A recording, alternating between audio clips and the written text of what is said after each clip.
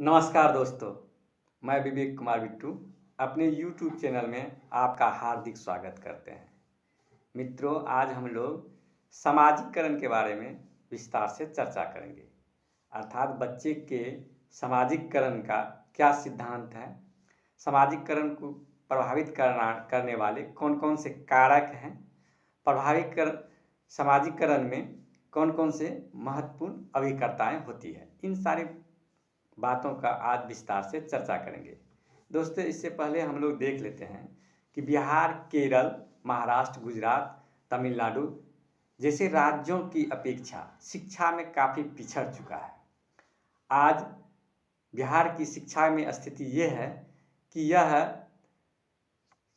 सभी राज्यों में शिक्षा की प्रतिशतता के आधार पर सबसे निचले पायदान पर है। आज सोचने की गंभीरता से आवश्यकता है।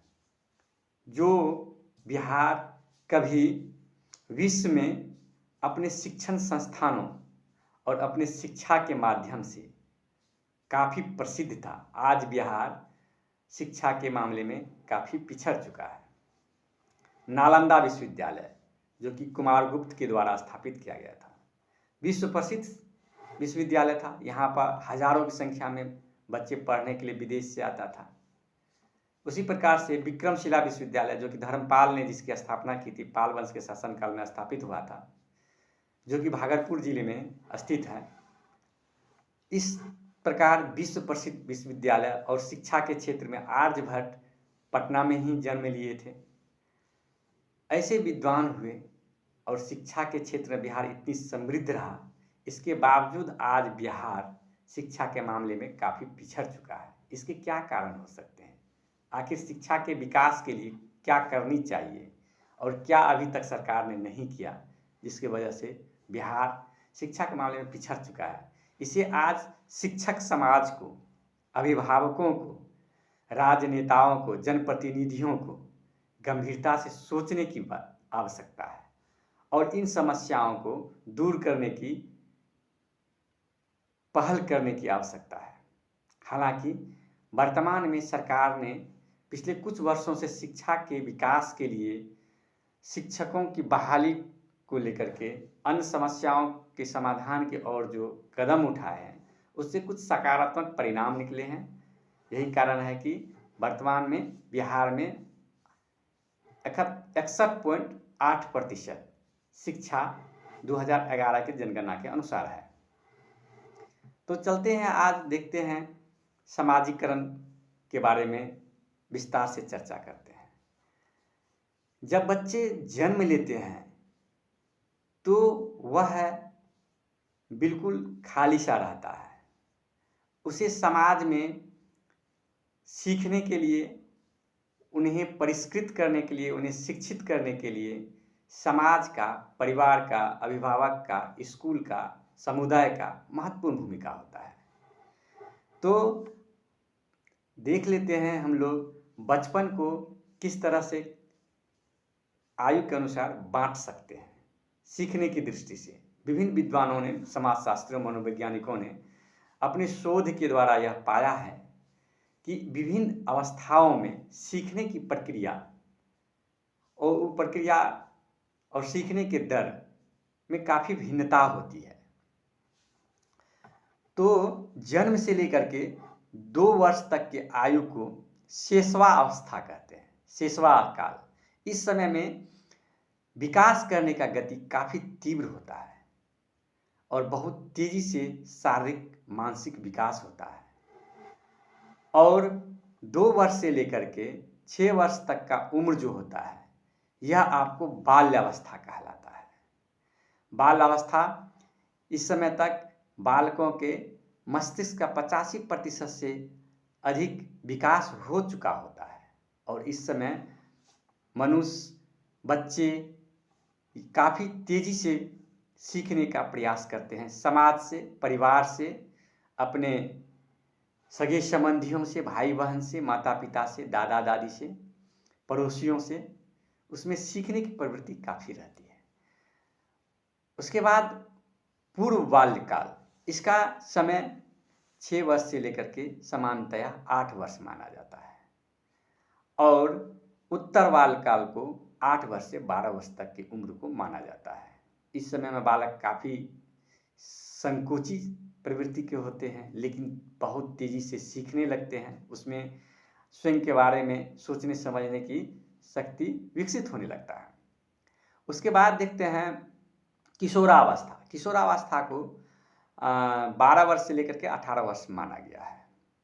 इस समय में लड़कियों में 12 से 14 वर्ष की उम्र में काफ़ी कुछ बहुत तेज़ी से विकास की प्रवृत्ति देखी गई है। शारीरिक परिवर्तन काफ़ी इस समय में देखने को मिलता है और लड़कों में 14 वर्ष से 18 वर्ष की उम्र में बहुत तीव्र गति से शारीरिक परिवर्तन होता है। इसी समय में उन्हें कई परिवर्तन शरीर में देखे जाते हैं।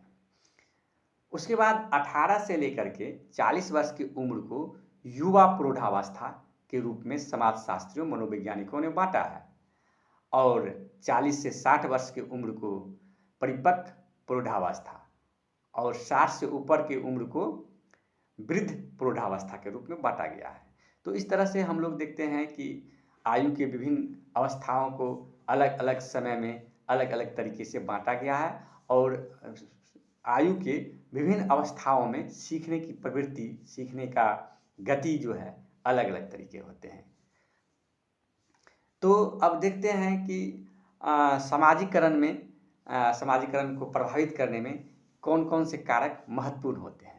तो बच्चे जैसे ही जन्म लेते हैं, शैशवा अवस्था में रहता है, तो शैशवा काल में बालकों को विकास करने के लिए या उसको जो है देखभाल करने के लिए परिवार की महत्वपूर्ण भूमिका होती है। प्रारंभ के 2 वर्ष काफ़ी नाजुक होता है। इस समय में परिवार का, माता पिता का, अभिभावक का अहम भूमिका होता है बच्चे के सर्वांगीण विकास में।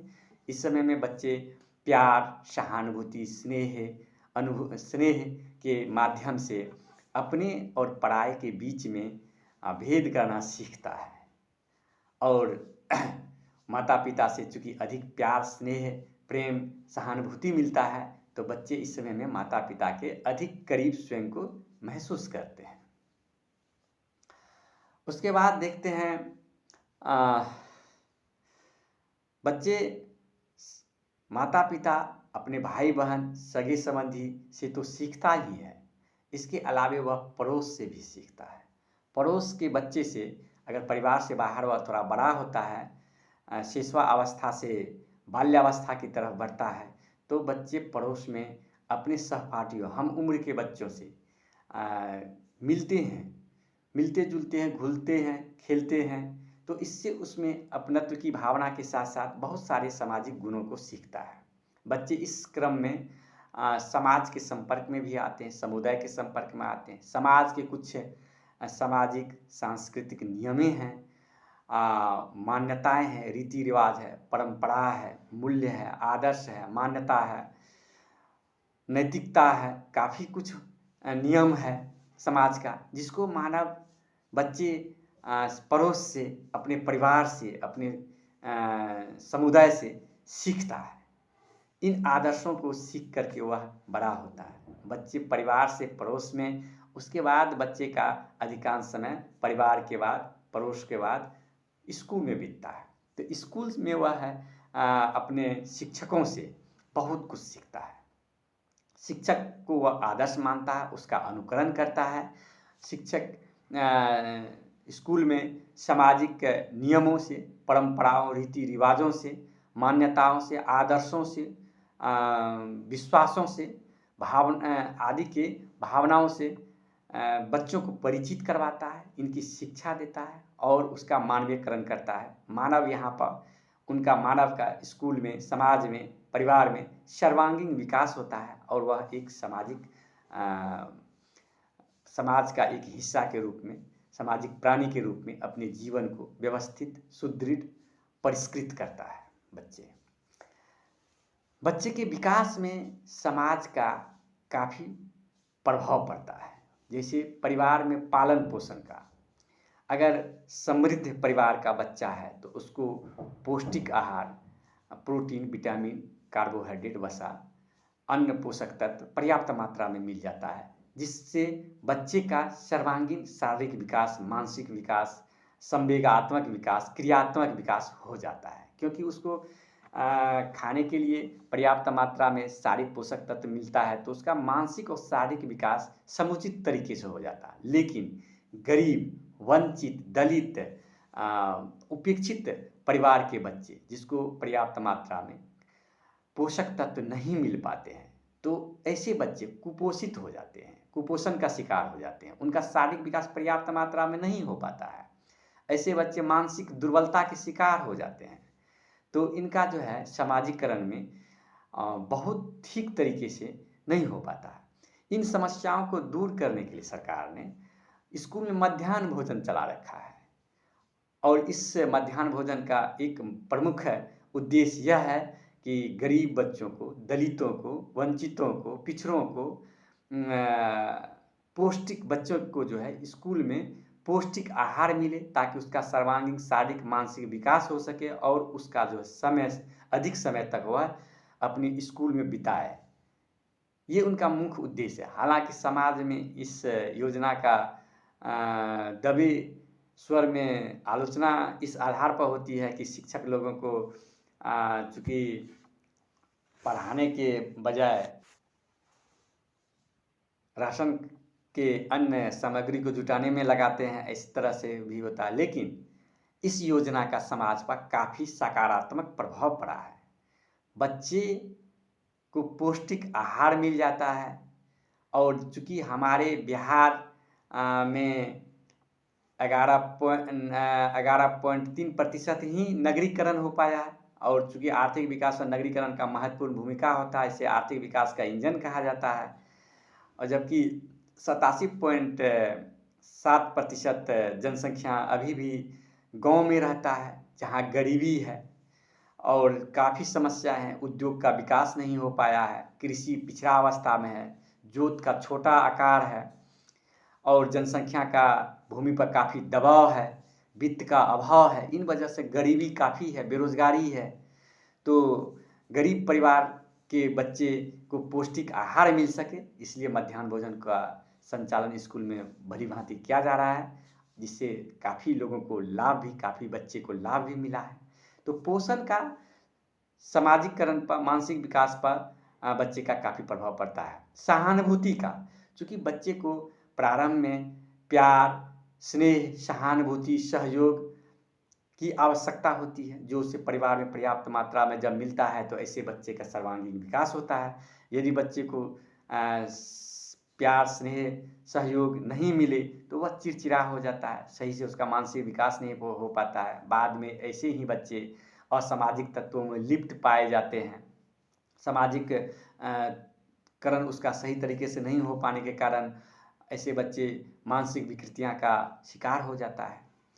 उसके बाद जो है बच्चे पर सामाजिक शिक्षण का भी काफ़ी प्रभाव पड़ता है। बच्चे सामाजिक मूल्यों से, रीति रिवाजों से, परंपराओं से, आदर्शों से, विश्वासों से परिचित सामाजिक शिक्षण के माध्यम से होता है। माता पिता से वह इन गुणों को सीखते हैं, समाज से सीखते हैं, पड़ोसियों से सीखते हैं, स्कूल में शिक्षकों से सीखते हैं। तो सामाजिक शिक्षण का भी बच्चों की सर्वांगीण विकास में महत्वपूर्ण भूमिका होती है। दंड और पुरस्कार का भी बच्चों के समाजीकरण पर काफ़ी प्रभाव पड़ता है। जब बच्चे सामाजिक मूल्यों, मान्यताओं, रीति रिवाजों, परंपराओं के अनुसार व्यवहार करता है, तो उसे काफ़ी प्रशंसा मिलती है, पुरस्कार मिलता है। ऐसे बच्चे को प्रशंसा के पात्र होते हैं, इसे प्रोत्साहित किया जाता है, सहानुभूति मिलता है, तो ऐसे बच्चे का सर्वांगीण विकास होता है। लेकिन जिस बच्चे का सही तरीके से समाजीकरण नहीं हो पाता है, तो ऐसे बच्चे जो अपराध की तरफ, सामाजिक बुराइयों की तरफ मुड़ते हैं, उस ऐसे बच्चे में बाल अपराध या नशीले पदार्थ का सेवन करना जैसे बुरी आदतें जब लगती है, चोरी, भिक्षावृत्ति जैसे बुराई, सामाजिक बुराई का जब वो लत लगता है, तो ऐसे भी बच्चे जो है निंदा का शिकार हो जाता है, दंड का शिकार हो जाता है। दंड से मिलते हैं इस बच्चे को, निंदा मिलती है, तिरस्कार मिलता है, तो उसका सर्वांगीण विकास नहीं हो पाता। तो बच्चे का जब तक सर्वांगीण विकास नहीं होगा, तो वो जो है शिक्षा के क्षेत्र में कैसे अच्छा कर सकते हैं। तो अच्छे से शिक्षित हो, बच्चा का सर्वांगीण विकास हो, इसके लिए ज़रूरी है कि उसका पारिवारिक माहौल भी तो अच्छा होना चाहिए, उसे पौष्टिक भोजन भी मिलना चाहिए, सर्वांगीण उसका विकास होना चाहिए, तब तो वो शिक्षा के क्षेत्र में कुछ अच्छा कर पाएंगे। वंशानुक्रम का भी बच्चे के विकास में काफ़ी महत्वपूर्ण भूमिका होता है, क्योंकि मूलभूत कुछ गुण जो होता है वह वंशानुक्रम से ही उसे प्राप्त होता है। जिस परिवार का जैसा माहौल होता है, बच्चे का उसका काफ़ी प्रभाव पड़ता है। माता पिता का अगर माहौल सहयोगात्मक है तो ऐसे बच्चे विकास काफ़ी अच्छे करते हैं। अगर परिवार में कलह है तो उसका प्रभाव बच्चे पर भी पड़ता है। तो हम लोग ध्यान दें कि बच्चे के सर्वांगीण विकास के लिए बच्चों को कलह से दूर रखें, बच्चे को तिरस्कार से दूर रखें, बच्चे को सहानुभूति दें, प्रेम दें, प्यार दें, स्नेह दें, उससे अच्छे गुणों, उनमें अच्छे मानवीय गुणों का, परोपकार का, आत्मनिर्भरता का, स्वावलंबन जैसे सामाजिक गुणों का विकास हो। इसलिए उसको इस तरह के गुणों के विकास के लिए उससे अच्छी माहौल में पलने बढ़ने का मौका दें, ताकि उनका सर्वांगीण विकास हो सके। पड़ोस का भी बहुत अच्छा प्रभाव पड़ता है। पड़ोस का काफ़ी प्रभाव पड़ता है बच्चे का, चूँकि परिवार के बाद जब बच्चे अधिकांश समय पड़ोस के बच्चे के साथ, अपने सहकर्मियों के साथ बिताते हैं, अगर पड़ोस में अच्छे माहौल है तो उसका असर बच्चों पर पड़ता है, अगर अच्छा माहौल नहीं है तो उसका बुरा असर बच्चों पर पड़ता है। इसीलिए पड़ोस के माहौल का भी समाजीकरण पर महत्वपूर्ण योगदान होता है। स्कूल में बच्चे बहुत सारे परिवार के, अलग अलग परिवार के, अलग अलग पृष्ठभूमि के परिवार के बच्चे आते हैं। कभी गरीब का भी बच्चा रहता है स्कूल में, अमीर का भी रहता है, मध्यम क्वालिटी के मध्यवर्गीय परिवार का भी रहता है।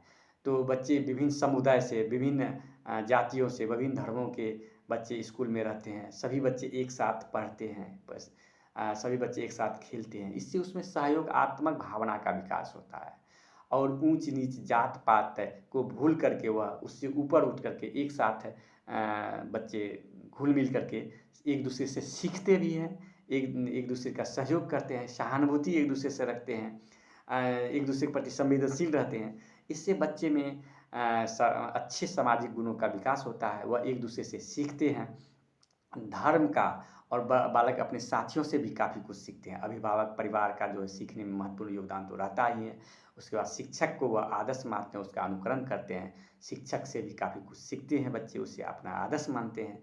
सामाजिक मूल्यों का, परंपराओं का, रीति रिवाजों का, ये आदि जो मानवीय गुण है, आत्मनिर्भरता गुण, शब्द और सुशील जैसे मानवीय गुण जो बच्चे सीखते हैं वह समाज से सीखते हैं, शिक्षक से सीखते हैं, अपने अभिभावक से सीखते हैं। तो बच्चों के सर्वांगीण विकास में समाज के विभिन्न वर्गों का, विभिन्न समूहों का महत्वपूर्ण योगदान रहता है। तो इसलिए बच्चे का अच्छा से विकास हो सके तो हम सभी समाज को इस पर गंभीरता से विचार करना होगा, अच्छे माहौल देना होगा बच्चों को, ताकि वह अच्छे से सीख सके, शिक्षा का स्तर विकास स्तर में सुधार हो सके और बिहार भी केरल जैसे विकसित राज्यों की शिक्षा के स्तर के बराबरी कर सके। तो इसके लिए जो है सरकार के अलावा समाज को भी सोचना पड़ेगा, जनप्रतिनिधि को भी सोचना पड़ेगा और शिक्षक पर तो विशेष रूप से जिम्मेदारी है, क्योंकि शिक्षक ही वो माध्यम है जो शिक्षा के स्तर के सुधार में अपनी बहुमूल्य योगदान दे करके, हालांकि सभी शिक्षक अपने कर्तव्य पथ पर अग्रसर रहते हैं और काफ़ी मेहनत से बच्चे को पढ़ाने का प्रयास करते हैं, जिसका प्रतिफल यह है कि आज बिहार में 2001 में बिहार का शिक्षा का प्रतिशत 47% था, जो कि आज बढ़ करके 61.8% हो गया है। तो काफ़ी कुछ बदलाव आया है शिक्षा में, लेकिन अभी काफ़ी और भी प्रयास, गंभीर प्रयास करने की आवश्यकता है। तो आज के शिक्षा पर विचार इतना ही। अगर वीडियो अच्छा लगे तो लाइक कीजिए, शेयर कीजिए और अपने दोस्तों के बीच में इसे चर्चा का विषय बनाइए, ताकि शिक्षा का विकास में, शिक्षा के स्तर में सुधार में, बिहार की छवि को सुधारने में अगर थोड़ी सी भी योगदान हम लोग शिक्षक समाज दे सकते हैं तो बहुत खुशी होगी, बहुत आनंद मिलेगा। इन्हीं चंद शब्दों के साथ आज का एपिसोड यहीं पर समाप्त करते हैं। धन्यवाद। जय हिंद।